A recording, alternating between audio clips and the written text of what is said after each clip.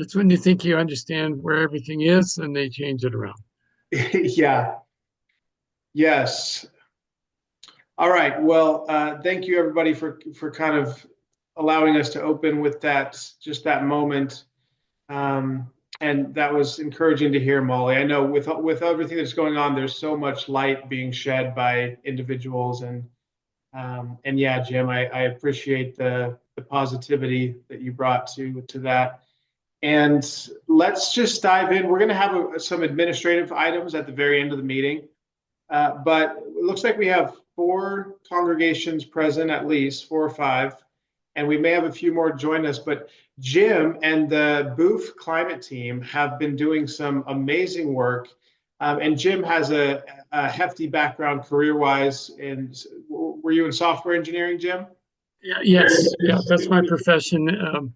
As Ellen Bush noted, yeah.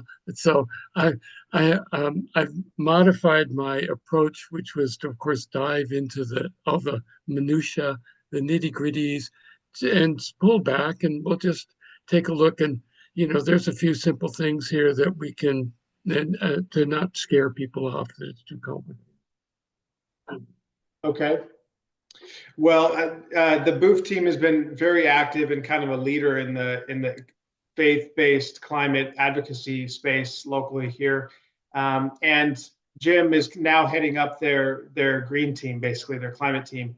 And so, Jim, why don't you go ahead and share with us what Okay. all you all are doing at Booth?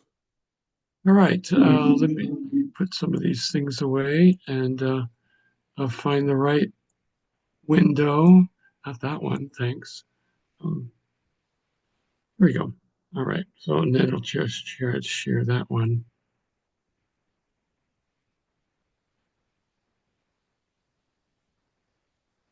Okay, so great. Okay, so let's start a little slideshow here. Um, so this is all about becoming a carbon neutral congregation. Um, and if I put this in because I had no idea who was going to be here. It'd be nice to know if you wouldn't mind putting your name, email address, and affiliation in the chat. I can touch bases with you and keep up, answer questions as things go along. So the first, yeah, just a quick overview, preliminary. We'll just hit quickly somewhat when, how, and why. Then I'll talk about what a congregational carbon footprint would be. Um, Talking about 2030 goals of 45% reduction. And then beyond mitigation, there's a necessity of adaptation and resilience because this heat's not going away anytime soon. And then we cannot leave people to suffer just because they're poor. So we need to talk just briefly about climate justice. So just a reminder, there's more heat every year, and that brings drought and smoke and fire and floods as if we could forget, right?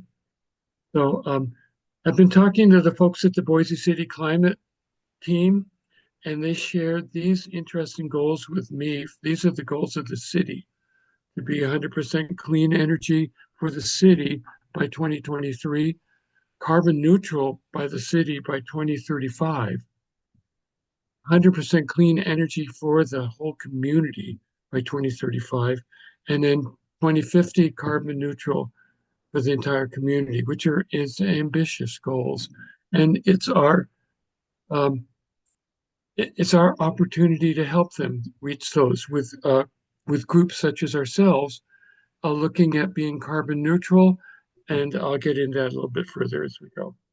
So, so Booth, for those not familiar, that's how we quickly say Boise Unitarian Universalist Fellowship.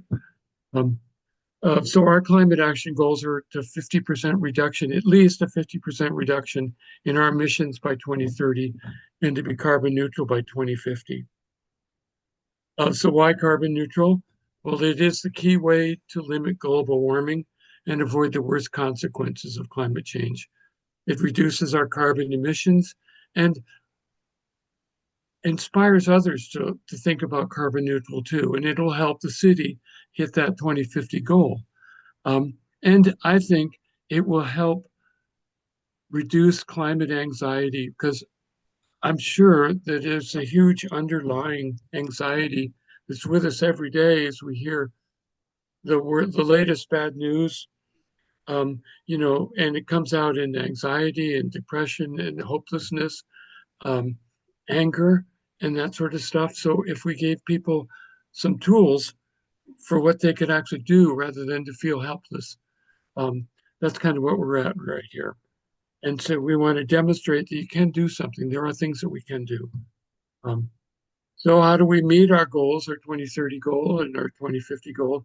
Well, like I said, reduce greenhouse gas emissions. And to do that, that's the first step is to understand what those emissions are. It's called a carbon footprint. And then for a congregation to dig into what are the emissions from our building, and what are the big ones.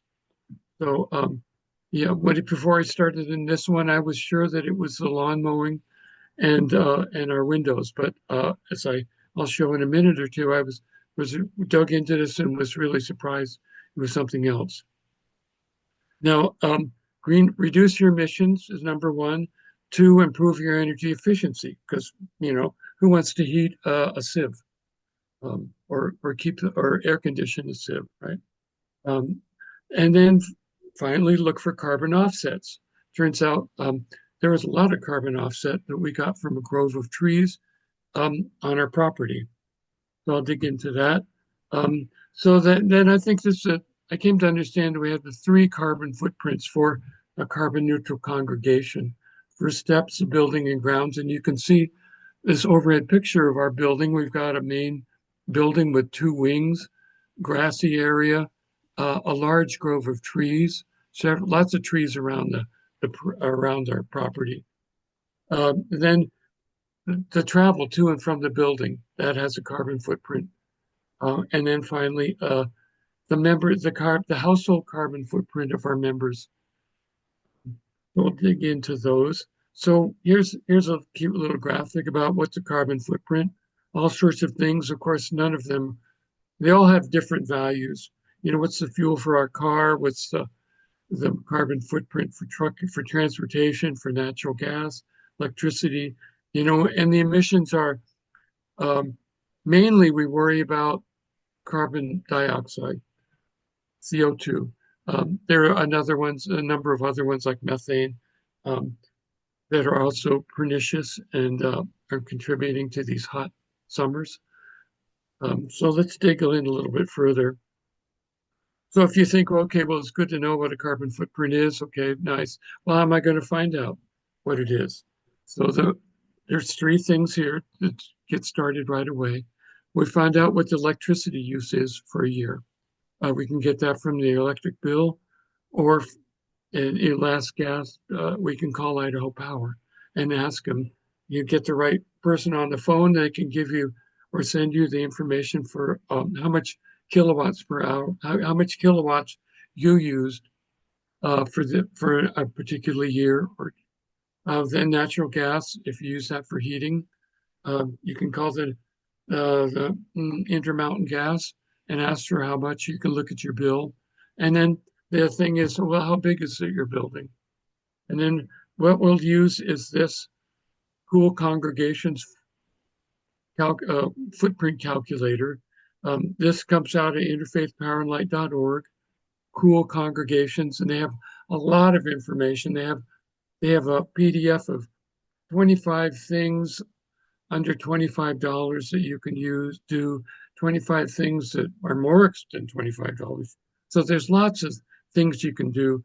You can find out a lot of information from this interfaithpowerandlight.org, Cool Congregations. And they supply a calculator. What does that look like? So if you go to that URL, here we've got, this kind of gives you a mock-up for a sample congregation. They divide these emissions into parts: the facility that you're building, the transportation, excuse me, people coming and going up to your building, food service, if, there's some congregations provide meals, um, goods and services that you buy all have a carbon footprint. And that's some of the toughest things to deal with. But let's not worry about that because they're not directly responsible for those. That comes later after we manage the large ones. So that gives you a total carbon footprint. And you can see, you can download a checklist before you do this, before you use the calculator, because things aren't usually saved correctly. You can, and they have a full checklist, which is rather daunting, and they also have a short checklist. And this is a short checklist. You know, you just get this stuff and keep your information in here. The name, your name, the sector and congregation, you know, house of worship, where we are. That makes a big difference. The year that you want to try to get your footprint for. How many paid staff? The weekly visitors. That can be interesting. I think most congregations kind of get a sense of how many people are coming. Um, so I get that out of the office. Um, the size of your facilities, again, I spend a lot of time trying to dig around. There are people who know these things mostly from the office, so they can point you to them. Like I said, electricity and the kilowatts per year. Now, this is interesting. See, in Idaho Power, we've got a large percentage of electricity is clean already. So, for instance, you could put 65% of our electricity is already coming from a clean energy program. Um, how much natural gas you're using, if you're using that, other fuel, like I use 13 gallons to mow the lawn. Um, and then, put your email when you, because you register for this, it's free. They just, so they can recognize you from Adam, not you, Adam, the other Adam. Um, um, Record your password. There's your name and your password. And then anyway, then you can put down what you think what the calculator spits out. So here's an example. I went to and I did a example house of worship. That's how down here for 2024. So here's we're here in Ada County. It's a house of worship. Um, you know, and then I just use all the defaults because it has lots of defaults in there so that you can. And then when you want to refine your carbon footprint, then you can start digging into each one of these and using your specific values instead of the defaults. So you notice that if you use all the defaults, then it shows up 113 metric tons of carbon CO2e, which is just a shorthand for all the other greenhouse gases, methane, and there's several other ones, but carbon dioxide and methane are the major ones. Um, so let's dig. I'll show you. This is what, and when you go to this URL and you look at the calculator, you'll see, well, we'll have across the top of the page, you see facilities and transportation and food and procurement. And this is just where you put, this is your starting point, you know, the year, defaults in it. You notice our default settings for this house of worship was that there were 10 staff. Boy, these people really have a lot of money, don't they? So I said there because the staff is a full-time employee. And they've got a big place, 10,000 square feet. I didn't know it's that big. What's the Cathedral of the Rockies? That's pretty well. Um, Ada County, Idaho. So let's look. Now here's what I ended up with getting when I did this for Booth. Here my baseline was 2019, and I thought that was a good place to start because it was just before the pandemic shut down everything, and we were going full bore. So location, of course, Boise, staff of 4. We've got 4.75 acres of on the property, and I figured out 12,907 square feet of building. Later on, I found out we have approximately 3/4 of an acre of grass. We've got about 230 trees. We used this much electricity and this much cubic feet of gas. So, um, so what did that give us? So when I put this in, I entered, here's a little spreadsheet I put together to capture all that stuff. And then when you run the calculator and you're sitting there in front of it, on a web page, if you run the the little pointer from your mouse over the top of any of these bars, it'll pop out and show you this value. So I grabbed these. So, for instance, let's work our way down here. The size of our um, facility was 12,000 something, 13,000 square feet. And that's gives up 6.5 metric tons of CO2. And that's sort of an amortized footprint. Those are all the materials that went into that. Um, so it's a sort of a steady state. You're always going to get that much. Um, and of course, here we are, Idaho. This is how much electricity we use, which is because at the time, I thought we used 74% renewable. I've since gone back and it's a little lower now. So, but anyway, using that figure 74, I got that's this little bitty down here, this electricity down here. That was 2.5 metric tons. Natural gas was, this whopping cubic feet, and that gave us 23.8 metric tons per year. Boy, that was an eye opener. It wasn't, this is gigantic compared to everything else, right? And this is where, this is the first thing I found out right away. Whoops, it's not mowing the lawn, and it's probably not even the leaky doors and the windows that need to be replaced and that sort of stuff. It's how much natural gas we use to heat our facility. And of course, you dig down in here, you notice there's procurement, paper, supplies, printing. We don't do any evening meals. Um, I got the wastewater out of the bills. What was we could have guessed how much, you get a flat rate to take away the trash. And they sort of guessed, and, or you could use a default. When you get a water bill, you can find out how much water that you're using. So, and then service attendees. At this point, I just wanted to look at the building. So I put this responsibility to zero, and I'll come back to that, and we'll look at that a little later.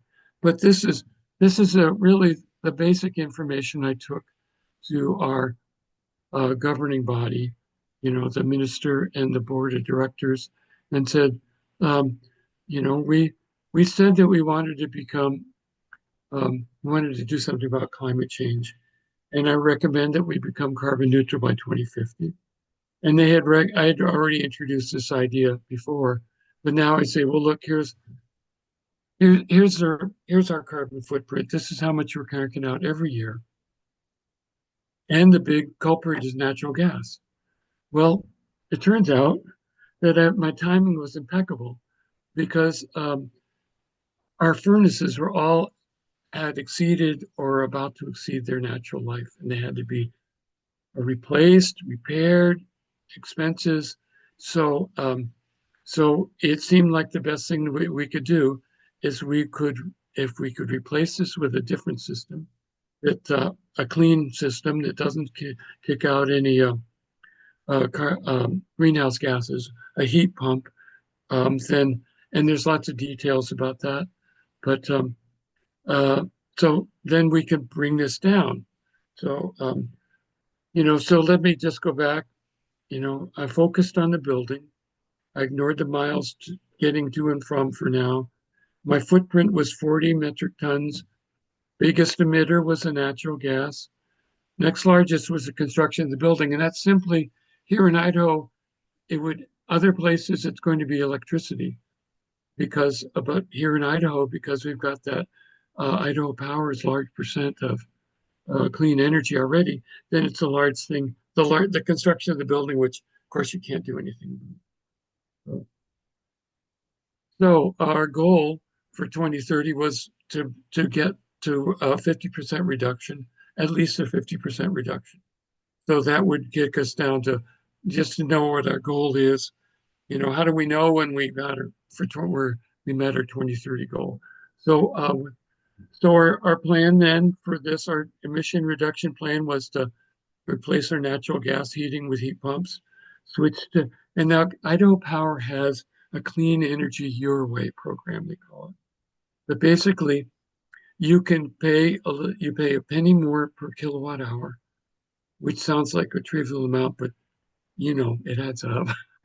But so you say, right, "Well, I want to be on the right side of history, or I want to do the right thing. I want to get to carbon neutral, so I pay more for our electricity. You remember the city's goal is to make 100% clean energy to the entire city. So at that point, we wouldn't have to pay extra. Who knows what happens in the future, but here we are. Um, so we switched to 100% clean energy. So we got rid of that 2.5 uh, metric tons, and we're going to get rid of that gigantic whopping bill from emissions, and we look for offsets from our. This is the carbon that's captured every year by all those trees, and trees are wonderful. They really capture the carbon, and they're wonderful for shade. We've got to plant more trees. Plant them around our buildings, shade our buildings. There, I can't stress how much better we would be off for planting trees. Jim, before Yeah. you forget later, does the calculator, you just input a number for number of trees, or does it say estimate the size of the trees? Oh, yeah. See, that's the trick, right? You get the interim. You get to enter a number. So to get to that number, we spent a few friends and I spent oh a half day for 2 or 3 weekends, and we went around and we numbered all our trees. We basically inventoried our trees because Hmm. it's just so we don't double count or we don't miss something. I got a little tag from a tree supply house, and we numbered our trees, and then to figure out how much is captured per year but you can figure out both how much is in the tree and how much is captured per year by knowing three things: how big the tree is in round, how tall it is, which is another interesting thing, how tall it is, and what kind of tree it is. So those three things, and we use a little bit of, I went out and I used up. Nobody would give me their sewing tape measure, that nice flexible measure that all the sewing people use. Nobody would give me one, so I got one. So because it's handy to go around the tree, and uh, and then I used a little bit of trigonometry, uh, because if you ever Google, how do I tell how high a tree is, you know, there's all sorts of silly ones, and then there's a little bit using a math where you use right triangles and you say, well, I know how far I am from the tree. I know that it's a right angle.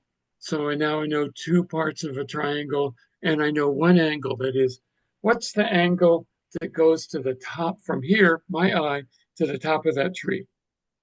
And that with those three pieces of information, you can tell how tall it is, roughly. These are sort of, there's no sense getting down to multiple decimal places. You just, get a ballpark figure. Yeah, nice. And Okay. and so that's what we did.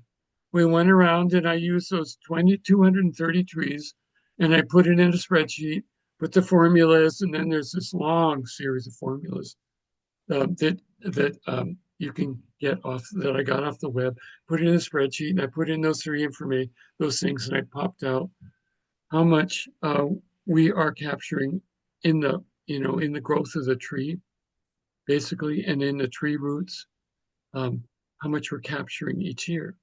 And so that was, so you see, we just put in the 21 that we put in this number here, and it was 20%.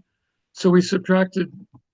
I know it's a little funny numbers, but 21%. We knocked that off the top because what was that other one? That was 40 metric tons, 40.52 metric tons, and that's without the trees, right? And then as soon as I measured all those trees, and it brought it down to 32, just from the trees.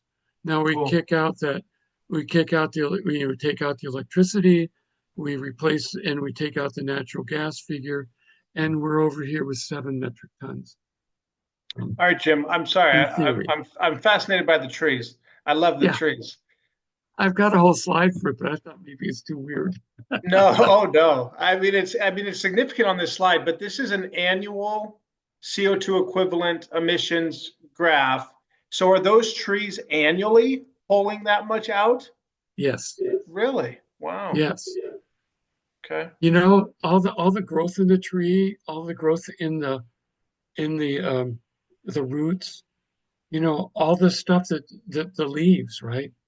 Yeah. Um, and of course, not all trees, cap. That's why you have to know the species of tree because they all have different growth rates. Right. Um, some of them are very fast, but they don't last very long. Some of them, I think, like an oak tree, is perfect because it lasts forever, right? It gets huge. Um, we were lucky we had some existing trees on our property when we bought that, and like 190 years old, 100-year-old trees. Um, we have some relatively young trees. So there's a whole different, lots of different. I could sometime if you're interested, I'll walk you through. It's fun. I had a lot of fun with that. And it always seemed like it was in the fall. It always seemed we would have beautiful weather, until I said, okay, we're going to get together on this date, and we have a beautiful weather, and then it would rain that, Of course, and then yeah. be beautiful after that. But Yeah. so we anyway, so we had fun. So that was our plan, was to zero out our electric footprint and replace our aging gas furnaces. So we were able to replace them with heat pumps and the with electric furnaces because the heat pump um, efficiency drops off below 30.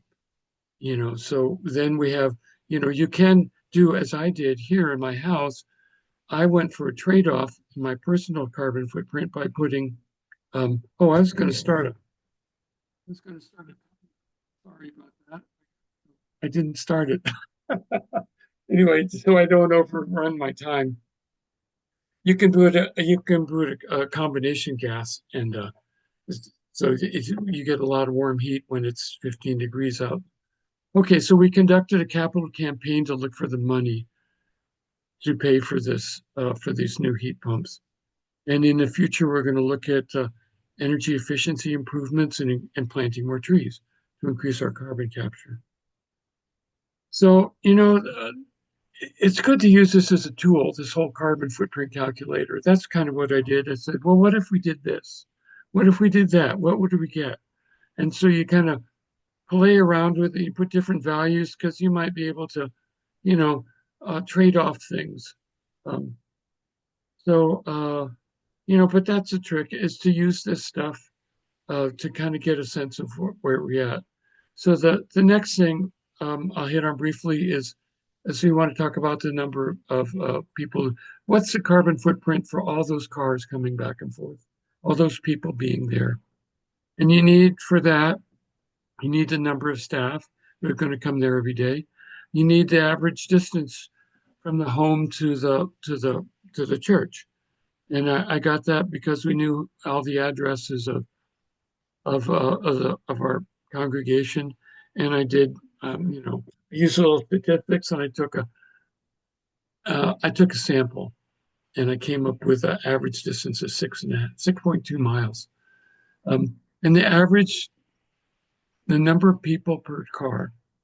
So and then percent of responsibility. So now I'm going to talk about the carbon footprint for our transportation. So I said 100%. And then how much business air travel there is. And so when I did that, and I did this what if, and I plugged in different numbers, and I came up with a 15.8 footprint for people coming. Two people per car, 6.5, 6 miles average. So many. Best guess we were getting 200 people. We've got nightly meetings. You've got your services. You've got all the committees, the choir that comes to practice, all that sort of stuff. So here, I made a little graph here. So this is what we were in 2019. And this is in 2020. we had to shut the building down in March, so it's only a quarter of 2019, and we started having remote attendance with our service online.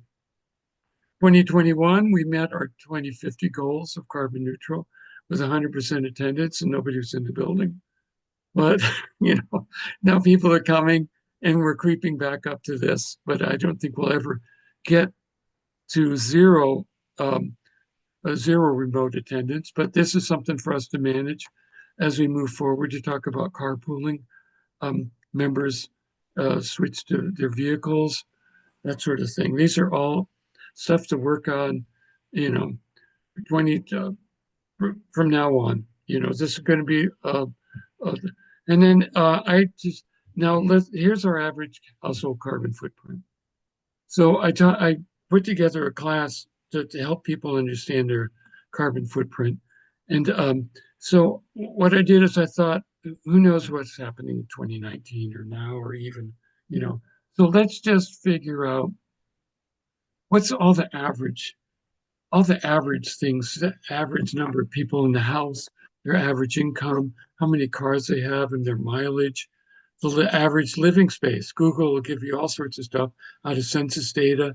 And so with this assumption, here you see 2.5 people, 60K, two cars, 26 miles a gallon, no public transportation use.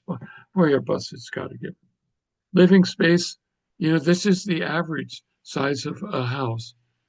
2,000, 2,000 feet, really? No, I got my 21,000.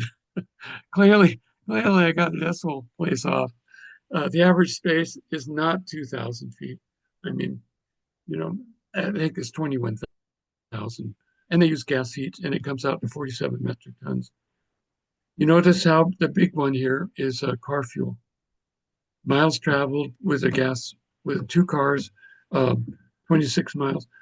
So I dug into that for my class. What happens if you got a hybrid? Now we're up to a high efficiency car, 30, 40, the hybrid, 50 miles, a plug-in hybrid, an electric car. You can really shrink this down. And then maybe you got rid of your natural gas with a heat pump, and you got 100% clean energy, and you can really bring this down.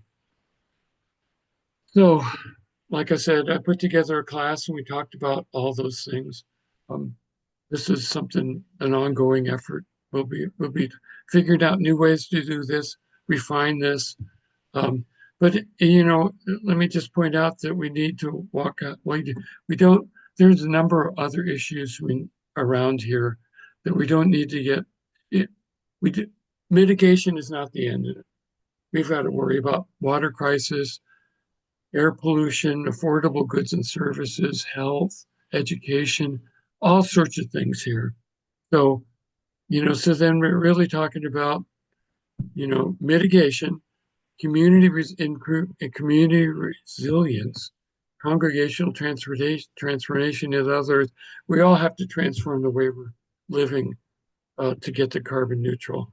Uh, I can't even imagine what it'd be like to actually get carbon neutral. And then climate justice, because we cannot leave people to live in their cars and their old RVs in Kmart parking lot when it's 104 with hazardous smoke, live on the streets underneath the, Cooper Court.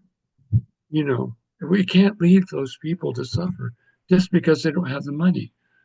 Um, so we need to talk about adaptation and resilience because it's not getting any cooler. We're going to need to figure out response to worsening climate, reducing our vulnerabilities.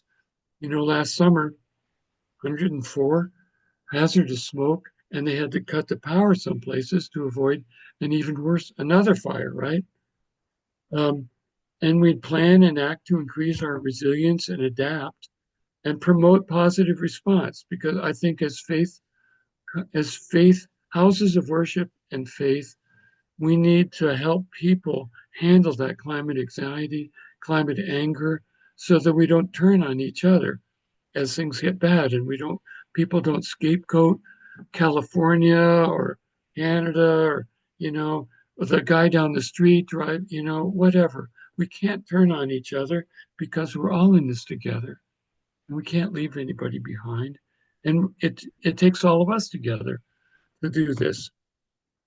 Because I was listening to a presentation from St. Luke's about health and climate change, and they talked about the impacts of health, of climate change on human health. There's a whole, that's a whole hour lecture right there. And but I pulled this out, health and hope and the climate crisis, because hope is good for health and hopelessness is toxic. And the climate crisis can erode hope. I'm looking at you, Mark. Sorry. That was no fun. That was not fair. Anyway, we can and should propel hope, you know, and we do it by telling the truth, acknowledging grief, articulating a vision for success, identifying pathways towards that vision, and empower people to take action and make room for joy. And this, I didn't think this up. This came out of Dr. Sims from Hope, Health, and Climate Crisis. That was his presentation. I got this from, and the paper is by Howard Frumpkin. And I'll send you anybody who's come here. I'll send you this link to this presentation. You can have it and come back here and take a look at some of these things. Yeah, I'd like a copy, Jim. Of course. And then, we need to be champions for environmental justice and climate justice, supporting equity and climate planning and objectives. We can't leave the poor people behind. It cannot be that only the rich survive. Um, and we need to strengthen our local commitments and strength, strength and support our city in keeping their climate commitments. So, but we're not alone in this work.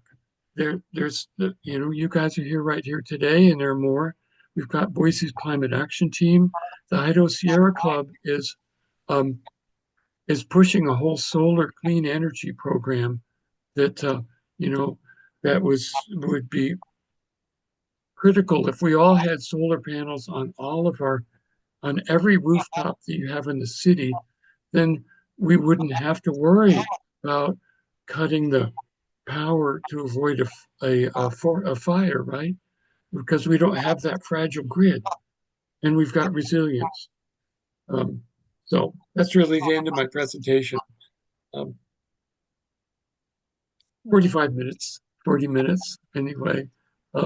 Lots to think about. I'd love to, and anybody who wants to dig deeper into this, I'm available. We can work out one-on-one mentoring on this stuff. We can figure it out together. Love to help anytime. I'm so impressed by the level of detail you and your team went into. That's amazing. Wow, Jim. Wow. Yeah, I mean, Thank you. scope different kinds of Amazing. emissions, and here's this all about carbon offsets and grass. What you get out of grass, what you get out of trees. Why is my sanctuary so cold? And then here's all the different parts of the footprint calculator.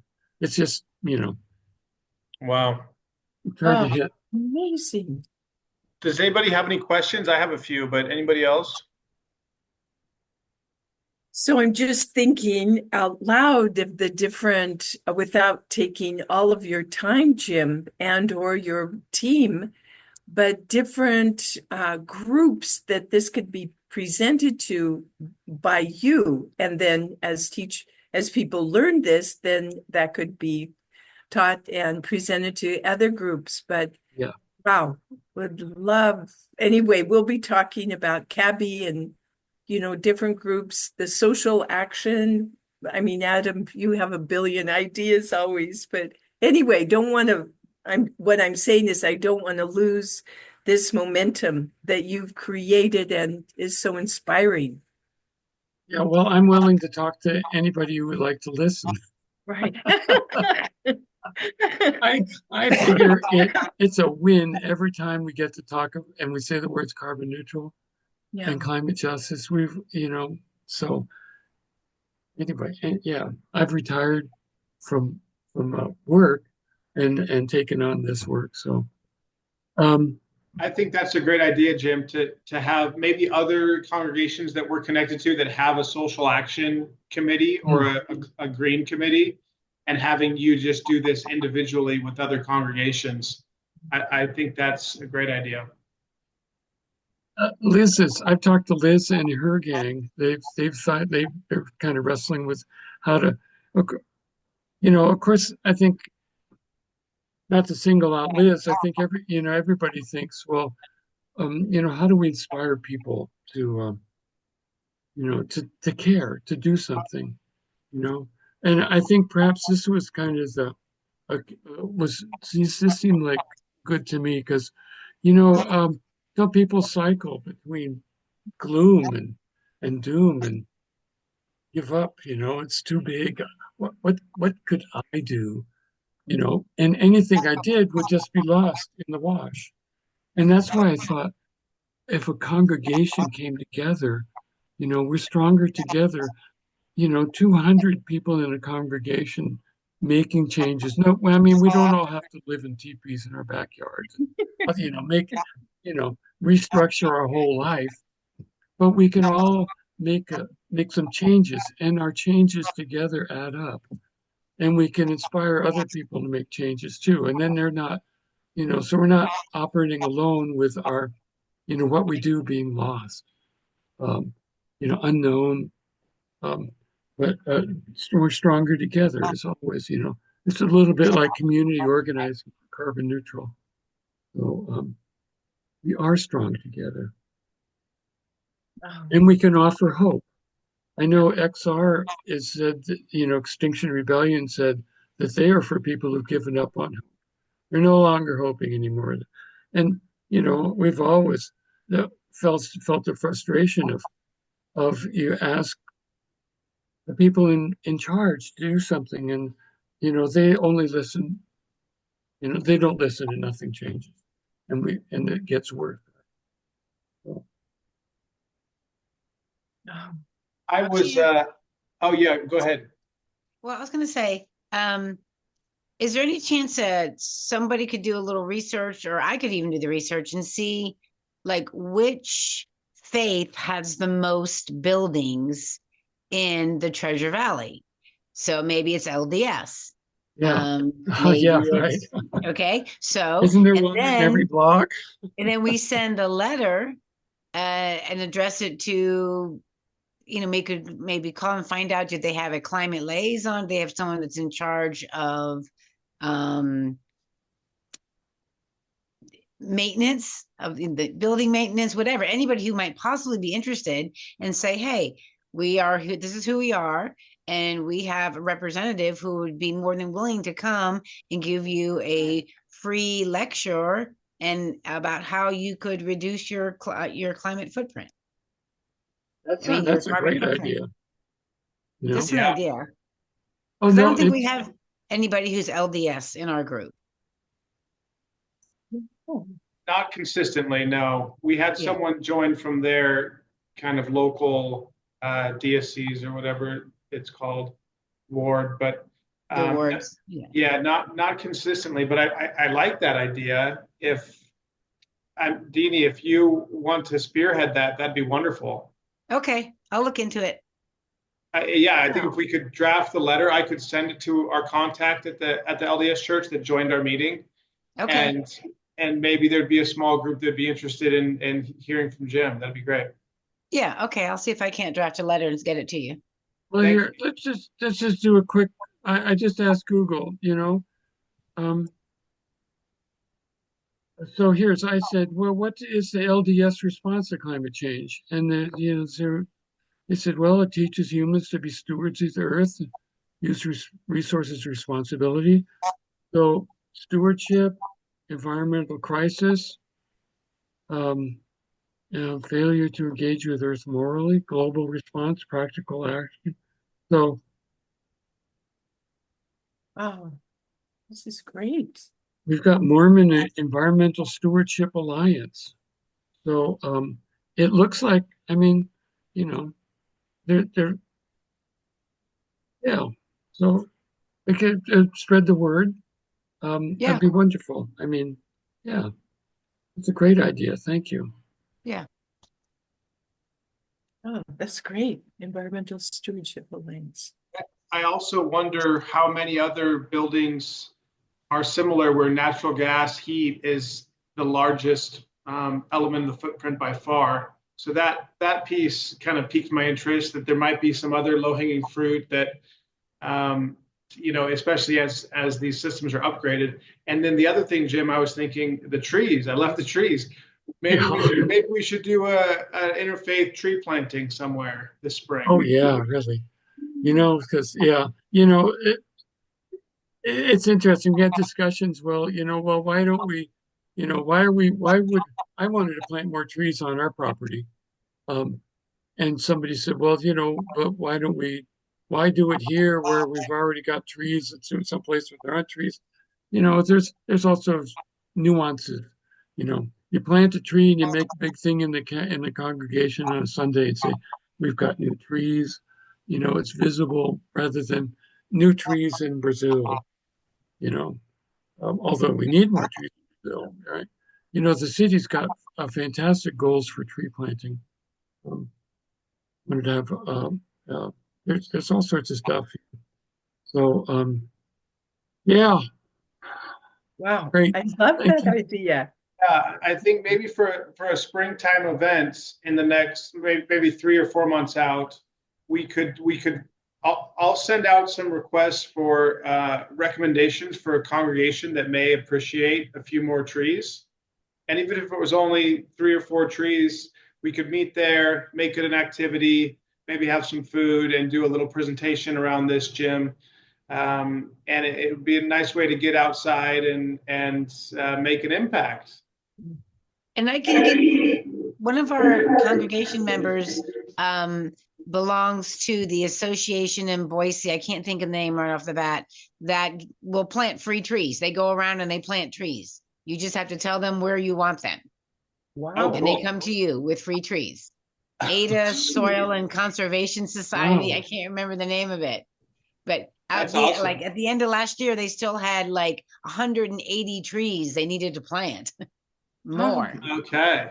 Yeah. Oh, Well, that is great. let's partner with them and find a congregation that has a need for some trees, and let's Okay. get I'll out get there. with my friend Joe and find out exactly more about that and what they do.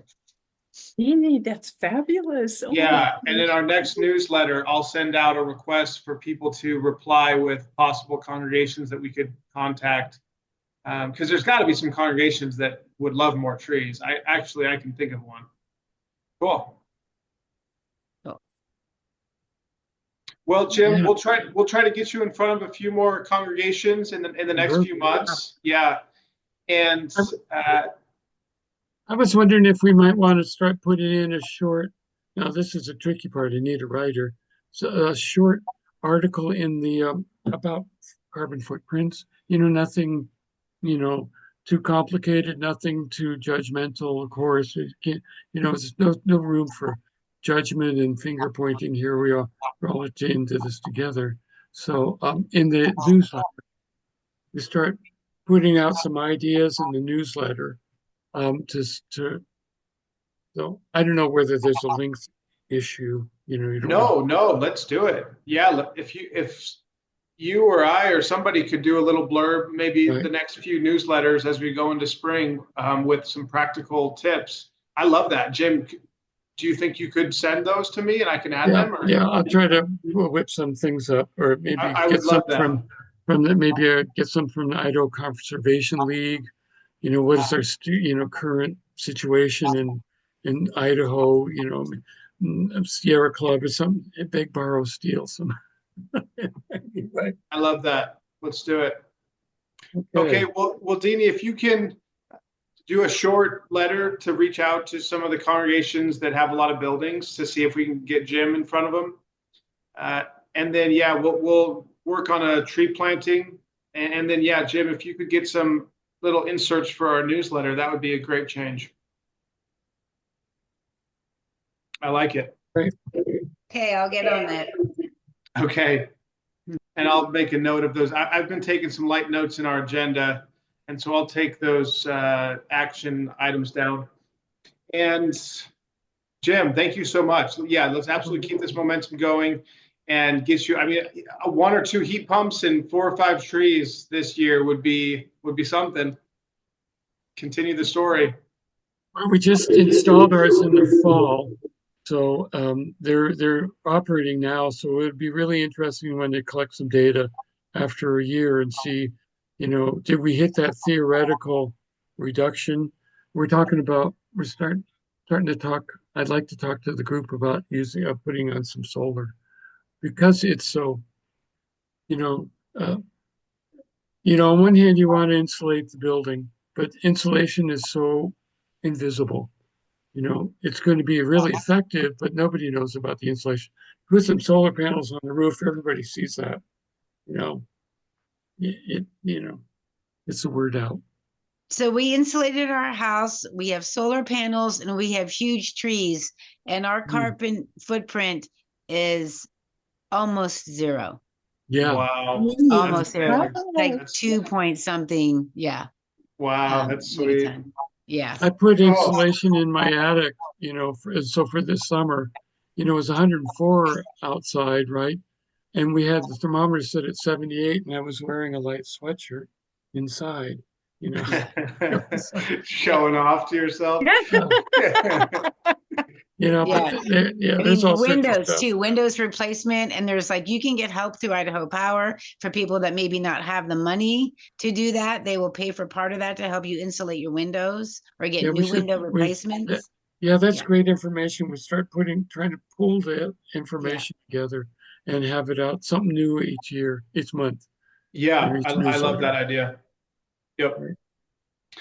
Okay, well, that was awesome, Jim, and let's definitely keep the momentum going. We only had one item for the board meeting agenda, but I'll just send an email about it, and we'll do it over email since there's only 3 of the board that could make it.